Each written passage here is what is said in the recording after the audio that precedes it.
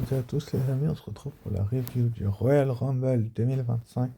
Et donc pour ouvrir le show, on a une petite promo de Stephanie McMahon souhaitait tout simplement la bienvenue aux fans pour le pay-per-view, donc pour ce pay-per-view qui est dès le 1er février, donc il y a 2 jours, et a fait un petit discours Stephanie McMahon, donc je trouvais ça assez intéressant de la part de la WWE, en sorte que Stephanie McMahon soit présente et que ce soit pas toujours le même, c'est-à-dire Triple H. Donc là, ça change. Et c'est plutôt une bonne chose. Enfin bref, j'ai trouvé ça assez sympathique de la part de la ville de mettre Stephanie McMahon en avant et pas Triple H. Donc encore une fois que mon avis et c'est un point que je tiens à appuyer dessus. Donc je suis quand même assez heureux de voir une Stephanie McMahon mise en valeur à ce point-là. Donc on va bien voir par la suite ce qui va se passer pour Stephanie McMahon, mais franchement, c'est quand même une bonne chose de voir une Stephanie McMahon mise en valeur. Donc je suis assez heureux. Et donc pour commencer le show, on a eu le Rumble féminin. Et pour commencer le match, on a eu Liv Morgan face à Io Sky.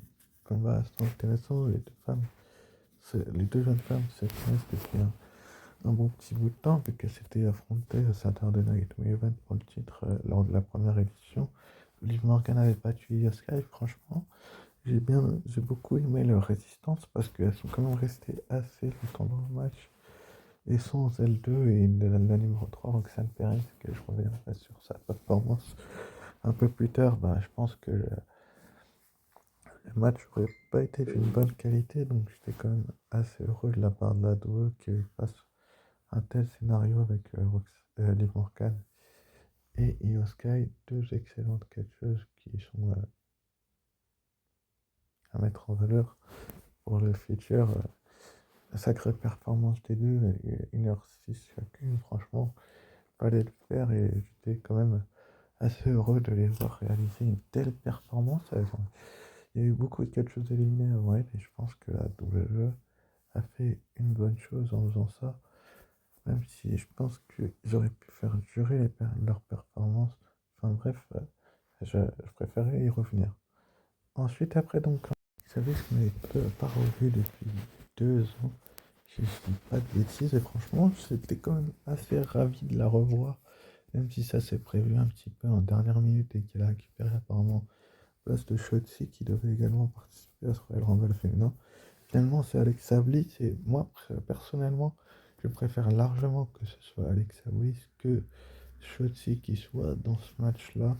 Donc, quand même, elle a livré une bonne prestation. Elle s'est fait malheureusement éliminée par Liv Morgan, euh, ce qui peut peut-être utiliser une petite rivalité entre les deux. Mais franchement, j'ai quand même beaucoup aimé la prestation d'Alexa Bliss, qui en 2 ans n'a pas perdu sa superbe. Et je suis quand même assez ravi de la voir de retour.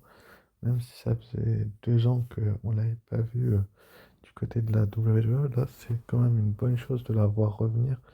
Et c'était quand même une très belle surprise parce que je pense que personne ne s'y attendait. Enfin, moi personnellement, je ne m'y attendais pas forcément. Malheureusement, on peut en vouloir à Liv Morgan, on aurait aimé la voir plus. Enfin, bref, apparemment, elle est dans le roster de Raw. J'ai hâte de voir ce qui va se passer pour elle ce soir du côté de Raw, en sachant qu'il y aura les qualifications pour Elimination Chamber qui vont débuter. Donc, est-ce qu'elle aura un combat de qualification ou pas en solo? Faudra être là pour le savoir. Mais c'est quand même une bonne nouvelle de la revoir et de voir qu'elle n'a pas perdu de sa superbe. Enfin, bref, c'est quand même une bonne chose. Enfin, bref. Donc, en numéro 30, du côté des femmes, on a eu Nia Jax qui a participé à ce Royal Rumble féminin. Donc, il y avait Nikki Bella, Charlotte Flair, Bayley, Stephanie Vaquer, Io Sky, Naomi, Bianca Belair, Julia. Franchement, Nia Jax, elle a tiré un bon numéro, je vais pas vous mentir.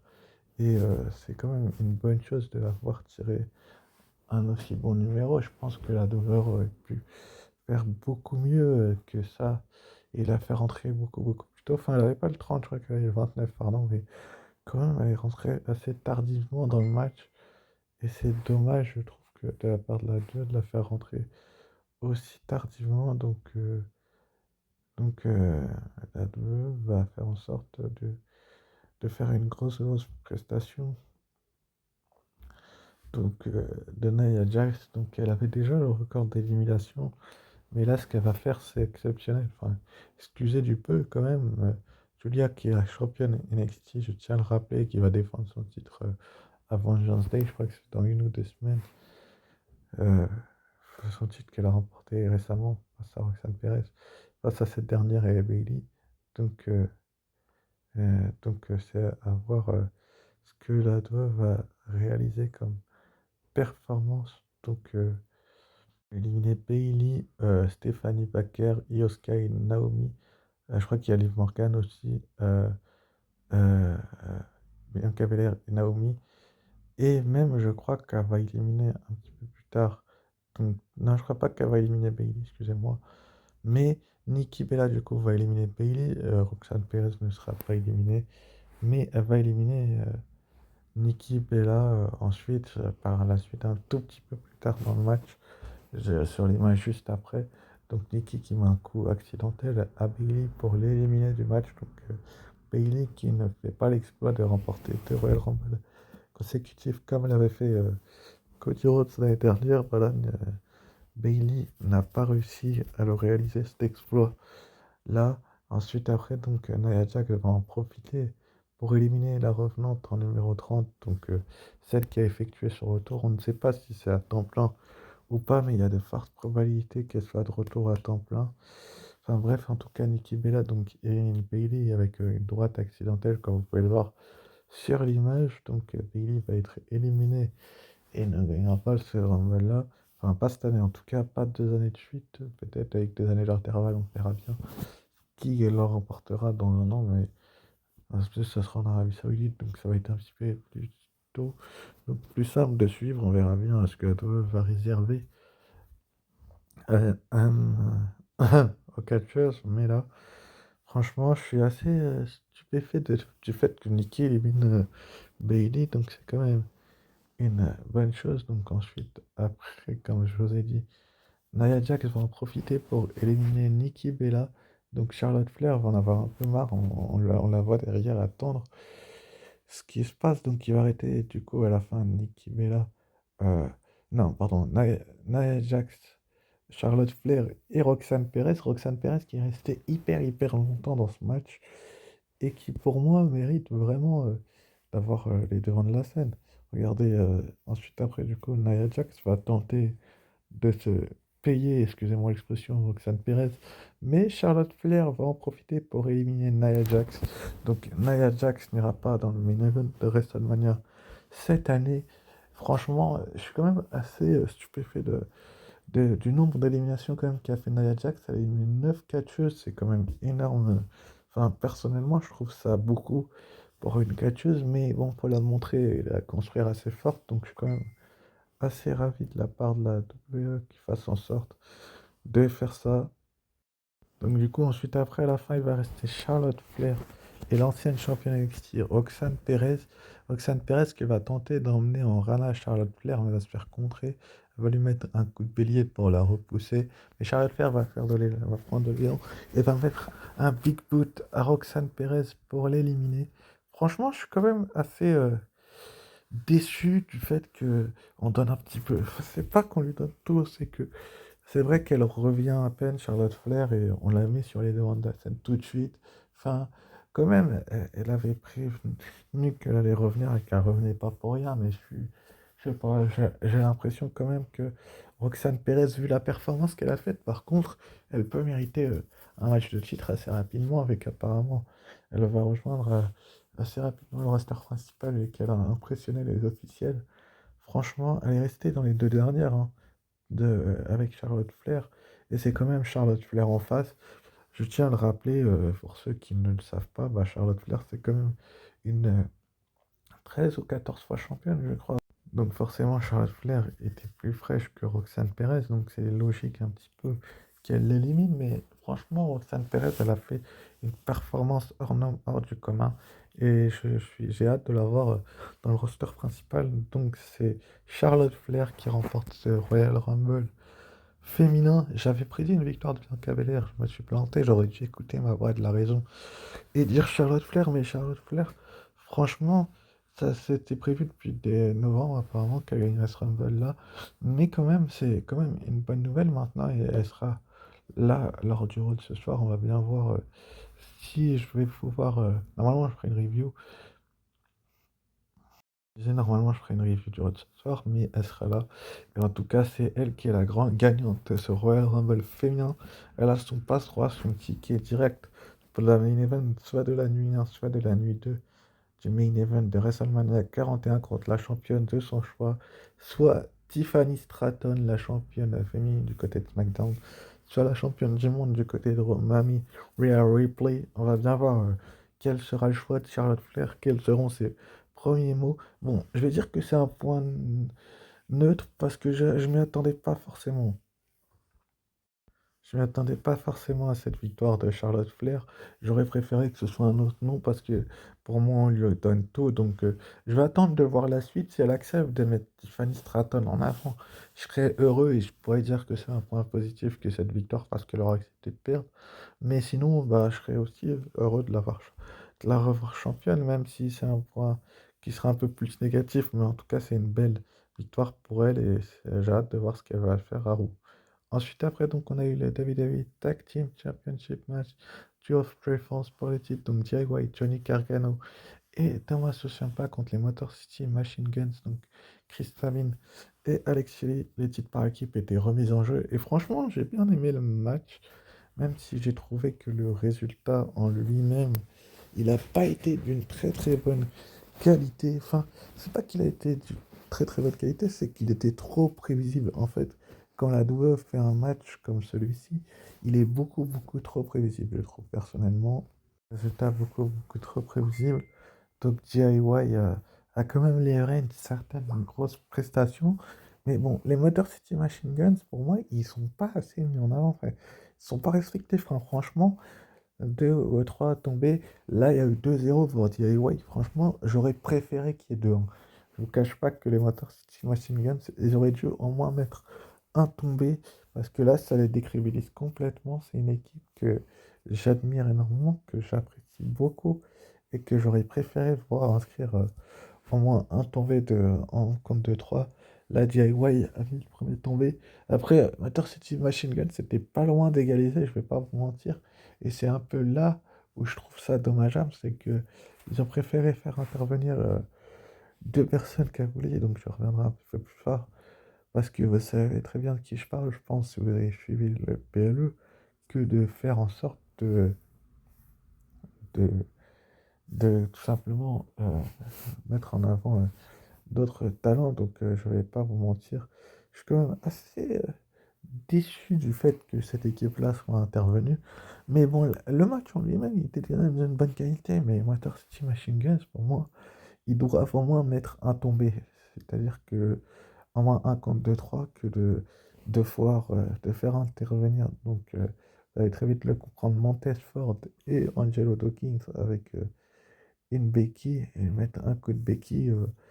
Je crois que c'est Chris Sabine. Je trouve ça dommageable parce que ça, ça montre que les champions sont de et qui trichent beaucoup. Certes, ça les met en valeur eux, mais les challengers, ça les enterre un petit peu. Enfin, franchement, je trouve ça personnellement dommageable et j'aurais préféré qu'il y ait un compte de 3 pour les Motor City Machine Guns. Mais bon, c'est des talents qui sont, comment dire, à reconstruire pour moi, on va dire ça comme ça. Mais je vais quand même mettre un point, c'est un point positif parce que je l'avais prédit cette victoire de DIY, donc c'est quand même une bonne chose de les voir conserver les titres par équipe. Donc DIY sont toujours vos champions par équipe de la WWE. Je suis quand même assez heureux puisque c'est une équipe qu'il faut vraiment mettre en valeur, je ne vais pas vous mentir. La WWE, c'est très bien ce qu'elle fait avec DIY et je pense que c'est une bonne nouvelle de les mettre en valeur à ce point-là. Donc on va bien voir ce qui va se passer dans le futur, mais j'ai l'impression que DIY sont vraiment mis en avant. C'est une bonne nouvelle de les voir mis en avant à ce point-là. Donc Donc, je vais pas trop me plaindre parce que du coup, ils ont de nouveaux aspirants. Parce que après cette victoire, donc, et cette petite célébration, ils vont se faire attaquer. Là aussi, c'est un point positif par un coup de béquille des Street Profits qui vont donc soulever les titres devant Jay Way, leur poser dessus et se barrer. Donc, c'est une bonne nouvelle parce que ça veut dire que les Street Profits veulent un match de championnat. On va bien voir ce qui va se passer lors du prochain SmackDown. Mais je suis quand même assez heureux de voir Montez Ford et Angelo Dawkins de retour et avoir envie de récupérer les titres et de se venger un petit peu des deux équipes qui leur volent la vedette ces derniers mois. Donc on va bien voir ce que la WWE va faire, mais c'est quand même une bonne chose. Enfin bref. Ensuite, après, donc, on a eu le ladder match pour des Undisputed WWE Championship. Donc c'était Cody Rhodes, The American Nightmare, le champion, contre Kevin Owens. Son challenger, j'ai l'impression que la guerre dure depuis beaucoup trop longtemps.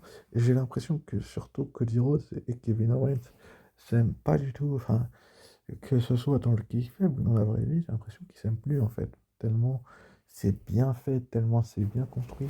Le match a été d'une meilleure qualité que du côté de Saturday Night Main Event. Donc je vais pas me plaindre parce que franchement, Saturday Night Main Event, dans la première édition, Kevin Owens avait mis un peu de driver à Cody Rhodes après le match. Et on savait qu'il y aurait une suite. Là, je suis pas sûr qu'il y ait de suite. Enfin, après, je peux me tromper, je suis peut-être un peu faux, mais là, j'ai l'impression que vraiment Cody Rhodes et Kevin Owens ont livré une performance hors du commun. Ça fait quand même 3-0 pour Cody Rhodes, vu qu'il l'avait battu en début d'année. Courant de l'année dernière, là, il le bat deux fois d'affilée, et en décembre et en janvier. Donc, c'est quand même une bonne chose de voir un Cody Rhodes mis en avant ces derniers temps, ces derniers mois. Donc, je vais pas me plaindre en disant que Cody Rhodes est le pire champion, etc., parce que là, il a quand même subi dans ce match. Il n'a pas fait cavalier seul. Kevin Owens a quand même fait des gros moves, des grosses prises que je pense que beaucoup d'entre vous attendaient. Donc, je vais pas me plaindre en disant que Cody Rhodes est le pire champion, etc., etc. Là, il a fait une performance digne d'un champion. Je vais pas vous mentir, j'ai apprécié la performance de Cody Rhodes et aussi apprécié celle de Kevin Owens. J'ai trouvé le match d'une très bonne qualité, d'une bien meilleure qualité que le tag team ou que le Rumble féminin.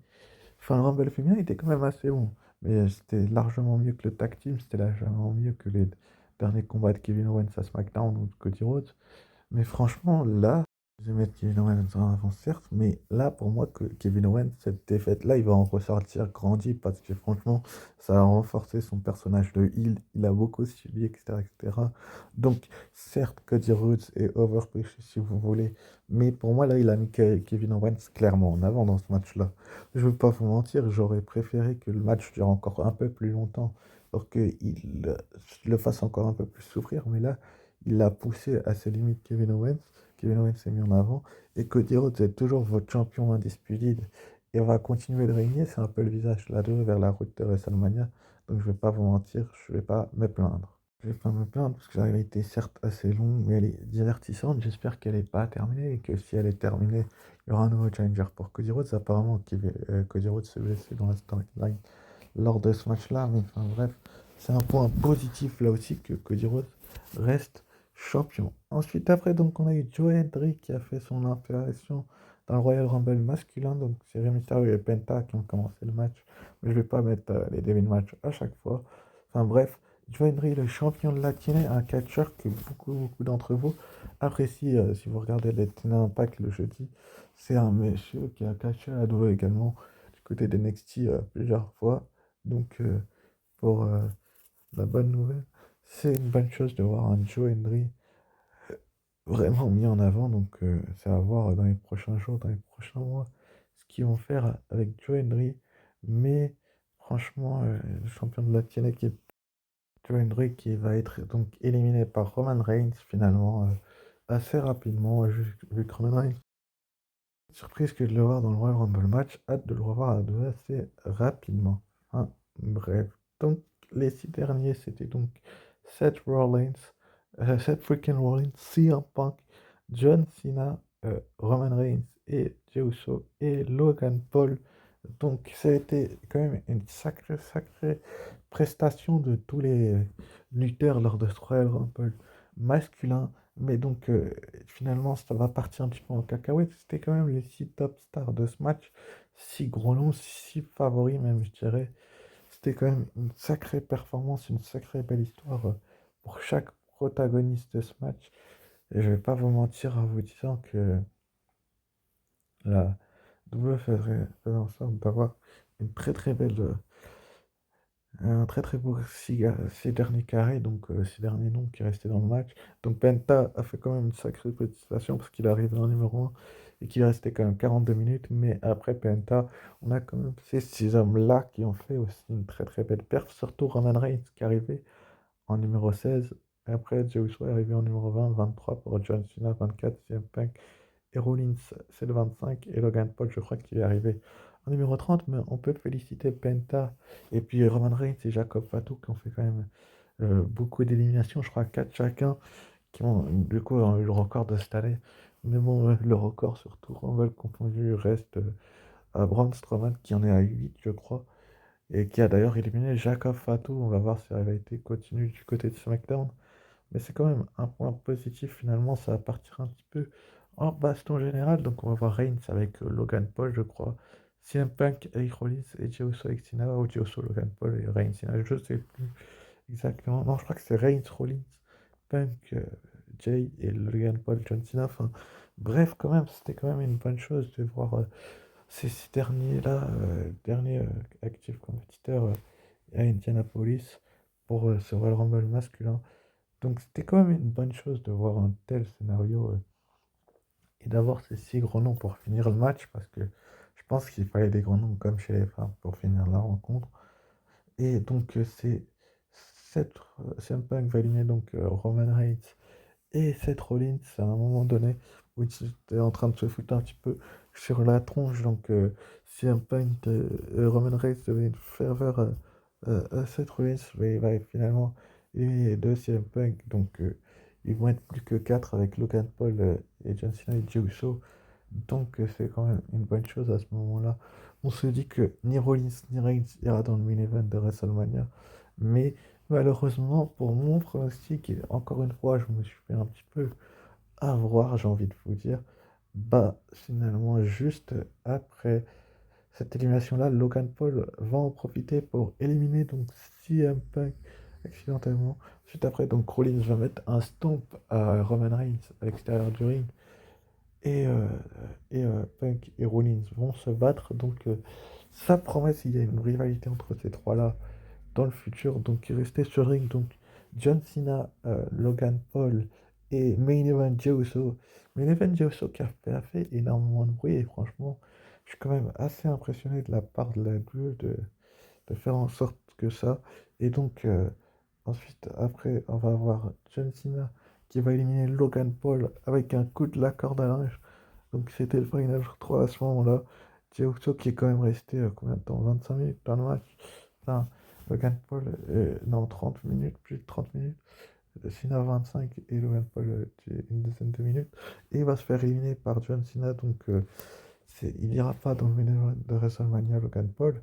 Mais c'est à la fin, donc il reste John Cena et Jey Uso. Tout le monde va me dire oui, Jey Uso, ceci, Jey Uso, cela. Jey Uso va se faire éliminer. Bah non. John Cena va prendre Jey Uso sur ses épaules pour le dévoiler. Jey Uso va passer derrière lui sur le ring et va le pousser à l'extérieur du ring. Et donc le gagnant de ce Royal Rumble masculin 2025, c'est donc Main Event Jey Uso. Et franchement, je vais pas vous mentir, je suis pas hyper déçu de cette victoire de Main Event Jey Uso. Jey Uso mérite également sur WrestleMania. Ça fait un moment qu'il est là. Ça fait un moment que la Heat Mania a commencé. Et je trouve ça quand même assez bien de faire en sorte que Jey Uso ait un petit peu son moment de gloire, qui récupère un petit peu la place, quoi. Parce que on a quand même un Roman Reigns qui a pris beaucoup de place ces derniers temps. En tout cas, Jey Uso a son ticket pour le main event de WrestleMania. Il sera également présent comme Charlotte Flair du côté de Raw pour une petite promo. Enfin bref, c'est quand même un point positif que cette victoire de Jey Uso, même si je ne l'avais pas prédit, je ne l'ai pas vu arriver. C'est la surprise un petit peu du chapeau de Triple H qui est sorti. Donc franchement, j'ai été surpris par ce choix de Triple H de la victoire de Joe Uso, mais c'est un point positif pour la note du pay-per-view. Je vais mettre un bon 16 sur 20 parce que les surprises, on aime ça à la WWE. Et donc il a le choix entre Cody Rhodes et Gunther pour WrestleMania. Donc que soit le titre intitulé, soit le World. Tout comme Charlotte Flair, il sera à Raw cette nuit. Donc, je vous remercie d'avoir suivi cette review donc pour Elimination Chamber le 1er mars prochain. À Toronto, au Canada, on aura donc Rhea Ripley, John Cena, CM Punk, Liv Morgan, Bianca Belair, Main Event, Jey Uso. Et ce sera les noms présents même qui viennent de gagner le Rumble. Donc, comme je le disais tout à l'heure, je vais reprendre les vidéos vu que c'est la route vers WrestleMania que j'aime bien. Ça, les choses sont divertissantes, donc n'hésitez pas à liker, commenter, partager, vous abonner. Si ce n'est pas déjà fait, n'oubliez pas d'être fan de catch, sauf Fury.